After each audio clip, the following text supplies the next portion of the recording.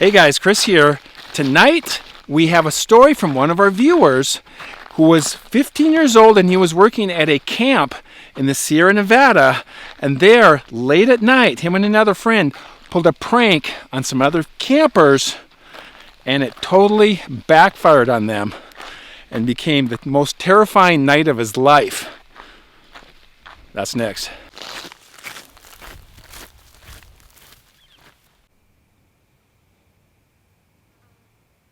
Okay, so I am in one of my local boondocking spots. I've camped here before. I've told stories from here before. Got a nice fire pit that I've rebuilt here. And after our story tonight, I'm going to be cooking. If you guys want to join me for that, we're going to be doing fish and chips with a salad. And that's one of my favorite meals is the salmon and the French fries. So, also Halloween specials coming up real soon here as well. So be looking for that. Okay, the sun has dropped really fast behind the ridge over here.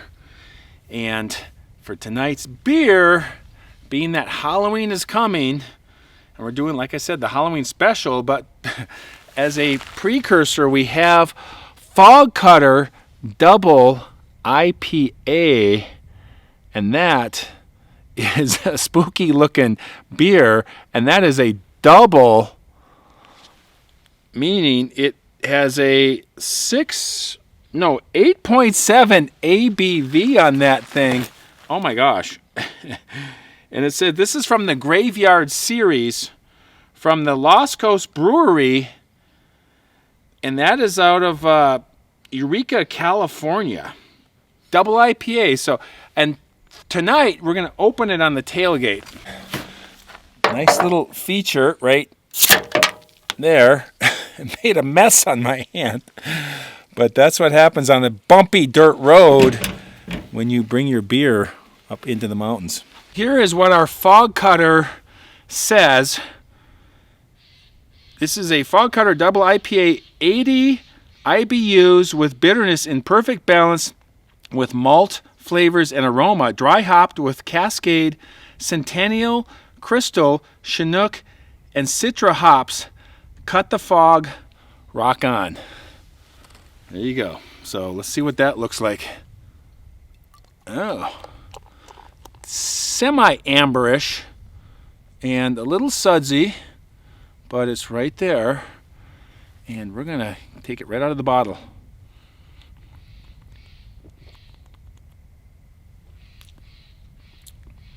Wow, right away there's a bitterness to it. It goes away really fast. It's a double, so it's got kind of a strong kick to it. Almost kind of a mocha-y flavor to it. It has a little bit of that kind of taste to it. But yeah, that is really good. It's strong, so I can only handle so many of these. Probably one is more than enough. So, all right. Fog Cutter Double IPA with a skeleton riding like a Harley or something. So, cheers.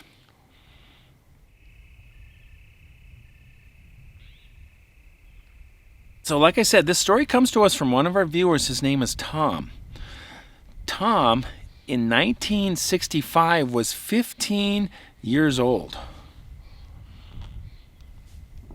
And at that time, he was living in Modesto, California, and him and his friend Mark kind of hatched a plan that spring when school was wrapping up, was to go work in the Sierra Nevada mountains, which I'm in tonight, at a camp called Camp Jack Hazard. What a name. Jack Hazard. And what they wanted to do was get out of the Modesto heat of the Central Valley there, get away from the parents for the summer, and be at this camp. Now, they were too old to be campers, and so they signed on with the kitchen crew to help with the kitchen and cooking and the whole cafeteria setup. And when you're feeding these kids at these camps, there's a lot of meals and they need a lot of help. And so they were going to be employed for the whole summer, and they were really excited about that. And this Camp Jack Hazard, which was over 100 years old now to date, back in the 1920s it was established up in the Sierra. And this camp is along Highway 108, just east of the Dardanelle Resort and a little west of the Kennedy Meadows. And I know this area. And they were really excited because this camp had, the first group was all boys, and then the second group was all girls. And Tom and Mark were kind of excited to be part of the kitchen crew so they could hang out and get to meet some of the ladies that were the camp counselors in the cabin hosts, whatever you call them.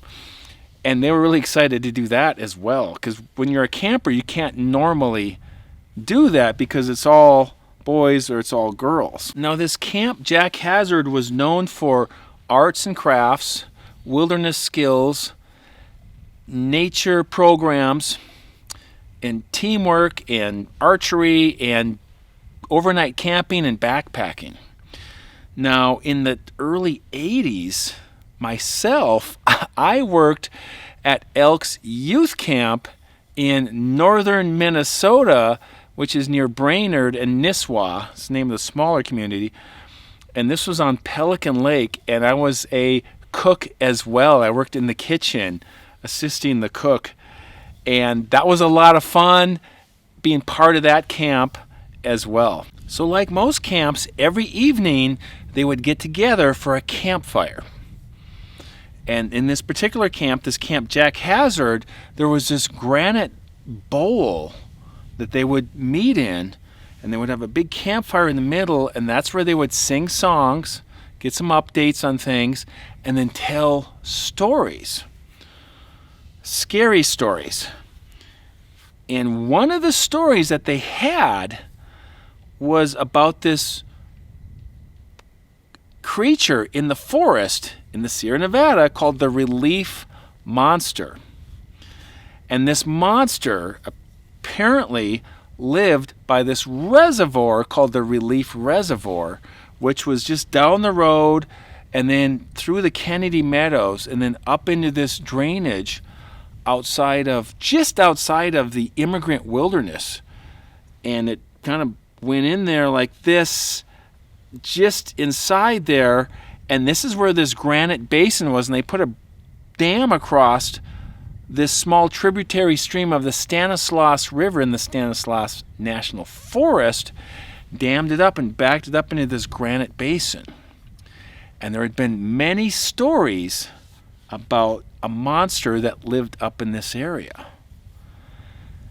And this reservoir was called the Relief Reservoir because, number one, it was built in 1910, but prior to that, 50 years earlier, in the 1840s and 1850s, immigrants who were coming from the east heading west over the Sierra Nevada, they got word of a route through the Sonora area, the Sonora Pass, and it was a very difficult, very challenging route for people to go. And occasionally a group would get trapped up there, and this particular valley was a problem, and people got stuck there, and the people from Sonora would come and rescue them, and they eventually just called this area the Relief Valley. And then later, when they built this reservoir in 1910, they just called it the Relief Reservoir, and then the stories about the monster were called the Relief Monster. And I don't think this monster gave anybody any relief from what I've heard. And one particular counselor doing the evening talk and stories had experienced this Relief Monster years earlier when she was a camper. She was now a camp counselor, cabin counselor. That's what they call them. And she told the girls her story of how she heard these loud screams and whooping in the middle of the night, and they saw eye shine in the forest and heard things moving around. And this just terrified the girls. They kind of liked it at the same time, but they didn't like the idea of that this could be real, and how this girl told it, this young lady, really got them kind of spooked. So Mark and Tom the viewer that was sent me his story, they had this idea. They thought, what if we go and follow the girls out into the forest, and when they go to the Relief Reservoir to do their overnighter, which they did every week for that particular group, we went up and we made all this noise and screaming and whooping, and we'd scare them. And they thought this was a great idea. And so they thought they were going to go prank these girls on this overnighter. So that weekend, the girls got their gear together, they got their backpacks on, and they did this hike, pretty good hike to this reservoir, followed along the highway, I believe, and then they went through this Kennedy Meadows, across this bridge, which went over this ravine or gorge, kind of a granite gorge, and then up into this reservoir and down into it along the actual reservoir, and they spent the night. And so Tom and Mark, being 15 and they had a little time on their hands, they thought, why don't we go scare them, like I said. And so Tom said he found behind the mess hall a 3-foot-long metal pipe. And he thought that he could yell through that, scream, and make noise, and that would be really cool. And then they had this Rayovac flashlight with the big old 9-volt battery, big old clunky flashlight, but it was really bright. And that's all they had. And they hiked at night along the road and then through this meadow and then up into the reservoir. It was over 6 miles at night. Really crazy. I don't recommend night hiking for very long if you don't have to. And you guys know I've done some night hiking, but 6 miles one way, that's a long ways to go at night. And so they brought these things with them, following this trail towards this reservoir, going through this Kennedy Meadows, very large meadow, and they go across this footbridge built by the Forest Service, and then continue on up to the reservoir. They're on the east side of the reservoir, and there's a trail, and I looked at the Google Earth map, and I could see this trail skirting along the east side, and this was after dark, and they got to a point where they could look down, and they actually saw the campfire from the girls, from the group. And they decided that was a good place to stop, and they set up their little operation and had the flashlight on, and because they were back a ways away from this overlook, this cliff looking down, they were like 300-400 feet above the girls. And they could see the reservoir laid out in front of them. Stars are out. Beautiful night. There's a moon. The moon was at kind of a low angle, so that it wasn't casting a lot of light. And they started to do their Bigfoot prank.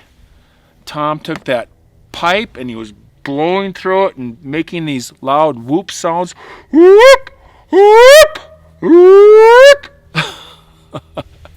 I wish I had a pipe with me. And screaming and growls and just making this racket. And they could see down below them the campfire getting bigger because the girls and the counselor was throwing fire on it, and there was movement, and they could see that they were reacting to their prank, their Bigfoot relief monster prank. They did this for over an hour. Late at night, they're screaming, making all this racket, and it's having an effect. And they're having a good time. They're 15 years old, both of them, and this is what they came for. And they hiked a long ways, and they had a long ways to go back. After that first hour, up behind them in the trees, they heard something break some branches, and it was quiet. And they both stopped and looked at each other, and they could hear something on 2 feet bipedal walking step by step through the forest just up above them, 15, 20 feet. Tom said, and I talked to him, he said the hair went back up on his neck, just went straight up. Totally like this sober, like life is very serious kind of feeling. It's dark. He's got the flashlight. It's on because there's got this like an edge above the drop off to the lake. And then they stand there looking at each other, kind of shaking their head like, what is this? Hoping it's a deer. And then they heard this multi-toned growl, scream, really loud, 10, 20 feet away, up this little slope into the trees. Tom said it just vibrated through his whole body. He could just feel this vibration. It just shook them. Tom had this Rayovac flashlight. He dropped it on the ground in that moment because it startled him so much. He just dropped it. And he reached down to pick it up. It would not work anymore. They were in complete darkness.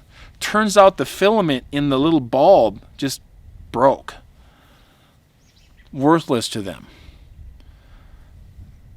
They're standing there in complete shock, just feeling like the whole situation changed. The prank completely flipped around, and now they were the ones being terrorized.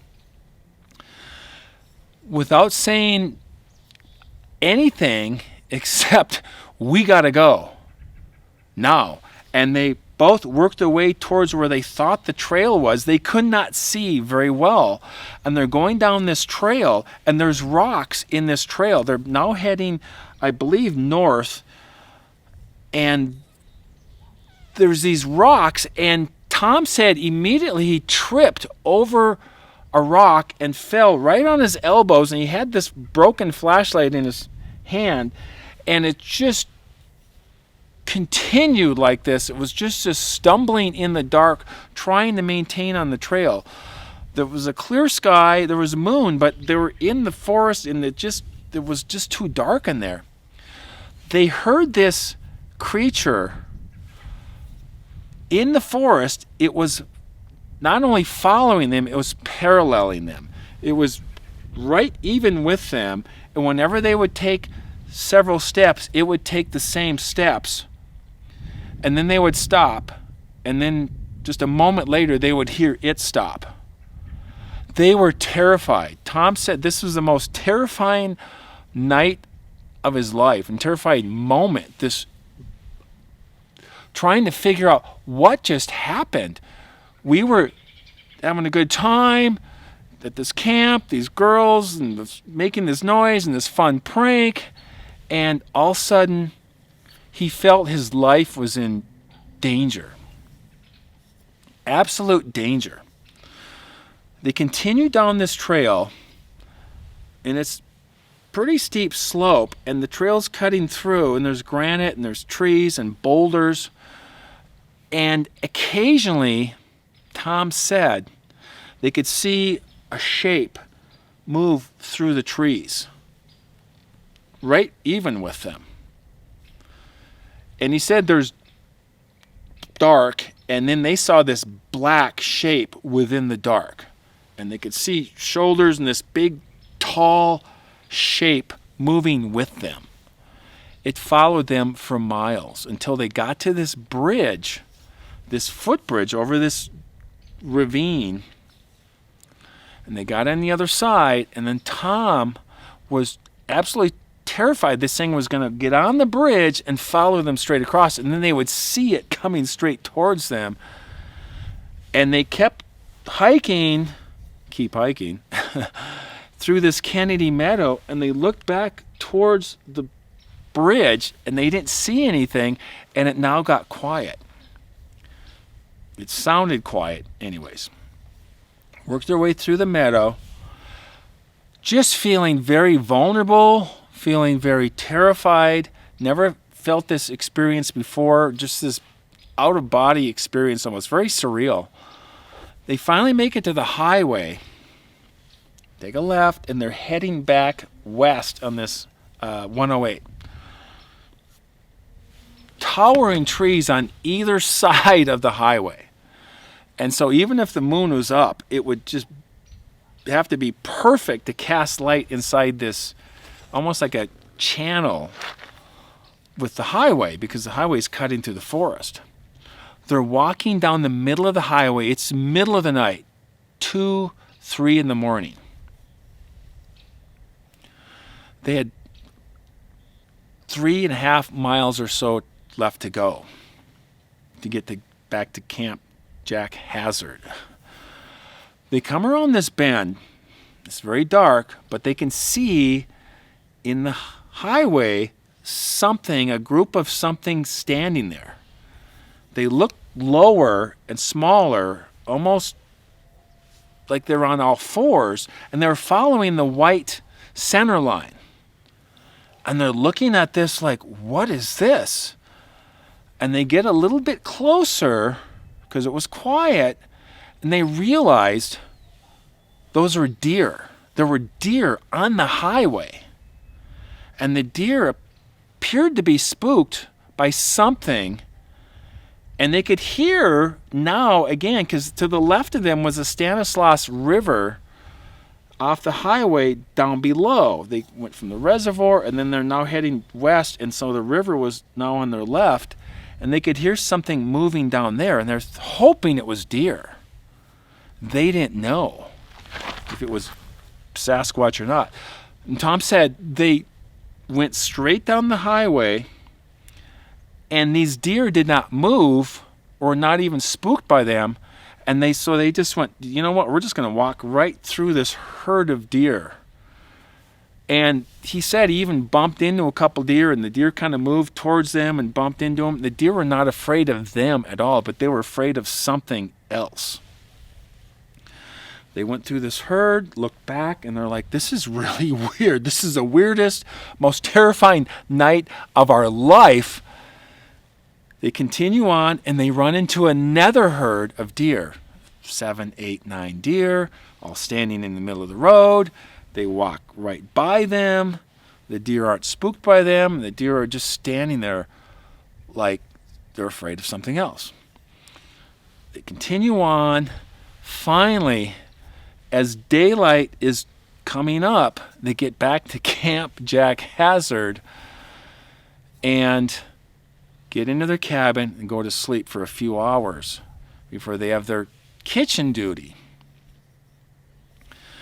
They get up, they do their duty, and then the next day, Tom said the girls came back from their overnighter, and Tom and Mark were on duty, and Tom said he could hear the girls as they were coming through the line, the food line, getting their breakfast. They were talking about this relief monster that they had heard, which was Tom and Mark. And they thought, well, that's kind of cool and everything. But they also knew that the reality was they experienced the actual relief monster. And Tom also said he walked around the cafeteria, this big old lodge with these big beams and these tables and all these girls having their meal and their breakfast. And as he walked by, he could hear more conversations. And he knew that him and Mark had the actual relief monster experience, and it was absolutely terrifying. And when I talked to him, he didn't realize, and I said, Do you think the girls actually heard this monster that was responding to you guys making all this racket for that hour? And he said, I never really thought about it, but I think they might have. They might have heard this growl and this scream. They were down below. They might have actually heard the actual relief monster as well. And this is what Tom had to say about his experience. To this day, I never camp alone in the woods. I always bring protection with me, and I will carry that night of terror with me forever. Tom, Modesto, California. Now, Tom, and I talked to him, and we had a little conversation. He also had another story. He was down in the Kaiser Wilderness. It's a very small wilderness. It's in Sierra Nevada, near Sequoia National Park. And this is east of Fresno. And he was living down there sometime later. He was a younger man still, but it was after this camp experience. And he knew this young lady who liked to backpack. And so they decided to go into this Kaiser Wilderness to this Nelly Lake. And there's several of these lakes, and this little, like, Alps almost, of these granite peaks, and this really great looking area. It's just beautiful. I looked it up online, and you could see all these pictures of this Nelly Lake and this Kaiser Wilderness and southern Sierra Nevada mountains. And he said, and I'm going to play a little bit of our conversation, but I'm just going to tell you what he saw down there. They hiked into this Nelly Lake, good hike and pretty steep, and they were at about 10,000 feet when they got to this lake. Really high. That's really high to get to a lake. And they decided to do some exploring, and just near the lake, as they were heading up, he found this tree structure. And he said this tree structure was this big tree trunk that was shoved into the ground with the root ball up above. And he said it was about 25 feet tall. And then there was a teepee-like structure built around that. Just crazy. Really wasn't quite sure what to think about it, but he remembered his experience at Camp Jack Hazard, obviously, and he thought, yeah, this has got to be a structure built by Sasquatch, Bigfoot, and some clan of these creatures living up here. It was really pretty strange and surreal for him. He said him and this friend hiked up this ridge and got on top of this mountain, and they were able to look down and see the lake. And then they went farther and went back there a few miles, and they kind of got lost back there. And this is really interesting, and I'm just going to say it, but he said, have you ever heard of mind speak? And I said, I actually have. And he said that's where Bigfoot can actually speak to another being or another person, a human, and kind of let them know things or talk to them. And I've actually talked to a few people about this that have experienced this. And he said we were lost, and I really believe Bigfoot was speaking to me. And I kind of got this feeling, and I heard this kind of inner voice to kind of take a left here and to go up this slope and to go through here and to go up here. And then they finally got back to this location where they could look down and see this Nelly Lake and their camp, which was right down below, another like 500 feet below them. And he said, while we're on this top area looking down, we noticed these two very large stone, and he called them like monuments. And he said they were like river rock, kind of rounded rock, but there was like a quartz rock. And he said these two mounds or monuments were kind of built up. Like it was a larger rock and then a little bit smaller and a little bit smaller. And it was kind of built up into these two piles and about 15, maybe 20 feet apart, side by side, overlooking this lake and this amazing view up here.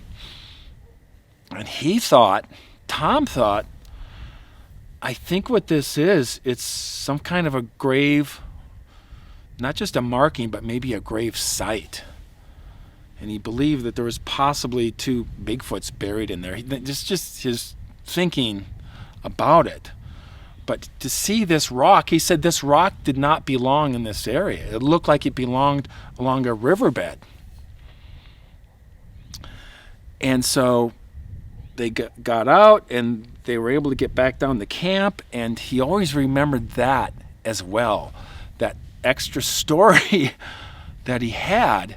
And he said he believes these stone monuments are still there, and they'll probably be there for hundreds of years, if not more, because this rock, there's no way a human could carry this rock up there and then stack this in such a way. So really interesting, and I'm going to play a little bit of our conversation and mainly him talking about that next. So, all right, so that is our story from Tom in the Sierra Nevada at Camp Jack Hazard, and pretty wild story that he had at that relief reservoir. So.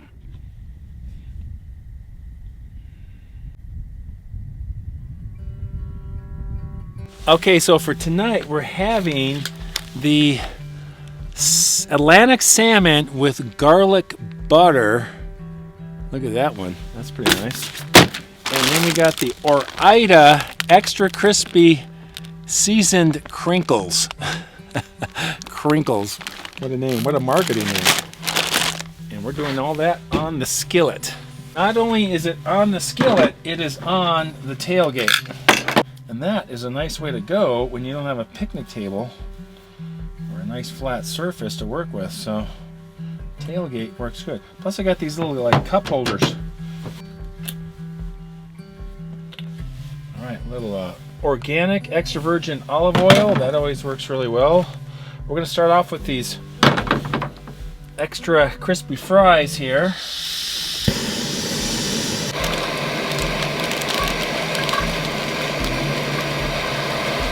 Looks like they're almost done already.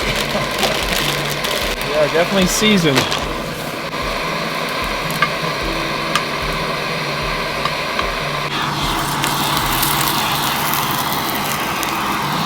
Alright, these are ready to offload here.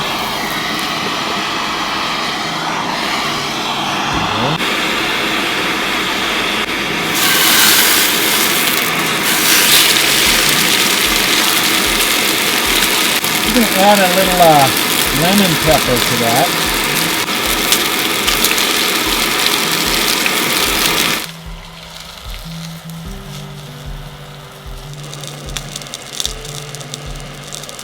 You know it's time to rotate when the salmon starts turning white on the sides and it gets cooked. So it is time to rotate. I always take this side and I go a little bit less time so it just sears the top of it, and then I flip it back over because the skin side can take more heat and thoroughly cook it. You want to make sure your salmon is thoroughly cooked. Also, you have to do a little sample of the French fries or the chips as you're waiting. Alright, I think it's ready. Rotate here. Oh, that looks really good. And now is when we add the garlic butter, get that to melt on there. And then we're going to start this salad going here. Put some greens on the plate, grate some cheese. I think this is Parmesan. And then I have some nice organic Italian dressing here from Abby's Kitchen.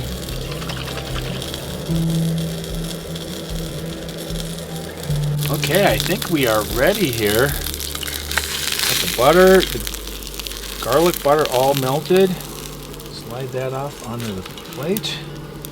And there we go. That is our fish and chips for the night. Atlantic salmon, crinkle fries, and salad, Italian dressing. So there you go. Okay, I added some ketchup for the chips. So that'll help out a lot. So there we go. Yeah, that looks great.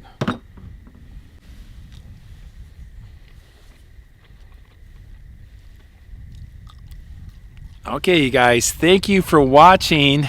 Hope you enjoyed that. That was fun. I'm hearing crickets right now. It is the harvest moon is going off behind me here, and that's really a cool looking moon. So, all right, thanks for watching. If you guys like what I do, and if you like stories about the strange, unexplained, and things that go bump in the night, like and subscribe. You guys always know how to do that. And as always, keep hiking. When you guys heard the noise above you along the reservoir, and you dropped a flashlight, what were you guys feeling and experiencing at that moment? Our emotions went from here we were pulling a prank, and we're having so much fun watching the girls down below us terrified. They're having a Bigfoot experience. And then we hear this terrible low vibrating growl right next to us that just the sound just like penetrates your body, and so we went from one emotion to like total terror in like 1 second, so at that point I dropped the old Rayovac flashlight, the one with the big square battery in it. And the filament in the bulb broke, and so the flashlight was useless, and we're in the dark. And so at that point, our hair is standing on end, and everything had just gone backwards on us, and we really didn't talk too much. We got to get out of here, and so all I had with me was this 3 or 4 foot length of sewer pipe that we'd picked up at the camp before we'd left to go scare the girls, and we were using that to make the sounds. Well, that was really the only thing that we had with us that we could like protect ourselves with. I don't even know whether I had a pocket knife with me or anything. And we're in the dark, and I really don't think there was much of a moon that night. So here we're stumbling down the trail going back towards Kennedy Meadows, which is quite a hike, and trying to stay upright, and we're falling down at places all the time. Our hair's standing on end, and as we move, the creature in the bushes and the trees next to us would move at the same time. If we stopped, it would stop. That just kind of added more to the terror of the whole situation. And then you saw it as well, right? Yeah, once in a while we get like a glimpse of a huge shape moving between things. And it was very big. It was like a darker spot in the dark, if you could imagine. We're trying to see our way, and every once in a while we'd get a little glimpse of something that was like paralleling us on our right-hand side as we're going back down the trail towards Kennedy Meadows. And so we hiked. We finally got back to. There was a footbridge going over a little creek, and both of us felt kind of a little sense of relief as when we got on this footbridge, we didn't see anything follow us over the footbridge, and so we kind of relaxed a little bit there. Yeah. And then we get back on the highway. After we went through Kennedy Meadows, we had to hike down the highway. We're so much in the dark that the safest spot for us to walk was like right down the center of the road because we could kind of follow the white line. Would you like to hear about that hike down the highway? Yeah. You mentioned the deer. Yeah. Really interesting. And the deer didn't seem really spooked by you, right? Three different groups, and like each group maybe had 8 or 10 deer. Wow. And, were they just standing there? They were just standing there, and literally we could bump up against the deer, and they wouldn't even move. They weren't aggressive. They weren't aggressive to us at all. Literally, I'd be up against the rump of a deer, or whatever, and oh, there's a deer, and they weren't even like concerned about us. I've never had that experience, and we were hearing noises as we're going down the highway. So on our left-hand side, which is the side that the river would be flowing down, we were hearing noises over there, and we were kind of thinking, oh, that's probably just some more of these deer, or at least we were hoping that was just the sound of the deer. We did have that creepy feeling like we were being watched, and our hair was still standing on end. We really didn't relax until we got back to Camp Jack Hazard, and we really, by the time we got back to Jack Hazard, it wasn't too long before the sun was going to come up, and we had to be ready to like cook breakfast in the morning for the girls. Oh my gosh! So we're cooking breakfast and in the mess hall, and all the girls are around on their tables in the mess hall, and I mean every one of the tables they were all talking about how they had a visitation from what they called the relief monster, and it was kind of fun at that point, watching. Yeah, so you're a part of that. Yeah, you helped perpetuate that. Yeah. We caused all of that. The gal that originally introduced me to Nellie Lake, we'd set up a camp at Nellie, and we decided to hike, do a day hike to a place called Gloria Meadows, and which is maybe 3 or 4 miles from Nellie Lake, and we'd forgotten our mosquito repellent, and we got to Gloria Meadows, which was supposed to be a really great place to go fishing for brook trout and stuff. Well, it was just the thickest mosquitoes I've ever seen in my life. They just line up on your arm, 1,000 of them, and so we hightailed it out of there so fast that we lost the trail on the way out, and it was getting in the afternoon, and it was quite obvious we were going to have a thunderstorm, and we're kind of lost. And it was as if I know a lot of people talk about how Sasquatch or Bigfoot can mind speak with you. Well, I think I may have had that experience there, because on the way, as we were lost, and I kind of knew we were going in the right direction, but I couldn't find the trail. All of a sudden in my mind, it was like, that in my mind I hear actually an audible voice in my mind telling me to hike up the rest of the way up this mountain. And so this gal and I, we hiked up to the top of the mountain.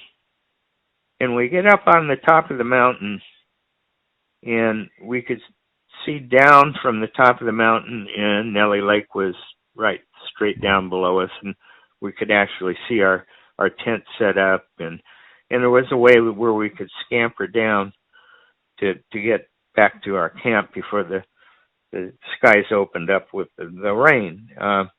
But while we were up on the top of the mountain, there, and so Nellie Lake's at 10,500 feet, and we're probably 500 feet above that at the top of this mountain. And it's all just like granite up there. No streams or anything.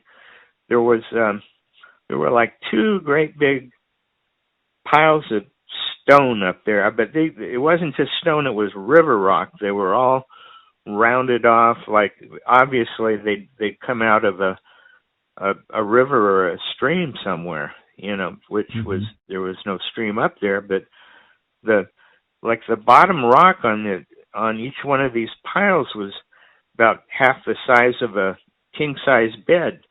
And then each successive rock was a little smaller, and these rock piles were probably 4 or 5 feet tall. I got the feeling like they were graves.